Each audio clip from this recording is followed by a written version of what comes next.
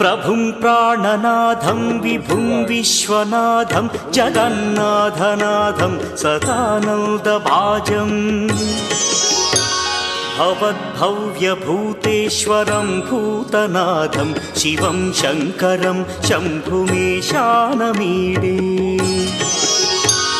गळेरुण्डमालं तनौ सर्पजालं महाकालकालं गणेशाधिपालम्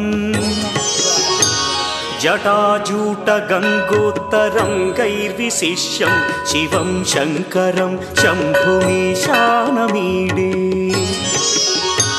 मुदामाकरं मण्डनं मण्डयन्तं महामण्डलं भस्मभूषाधरन्तम्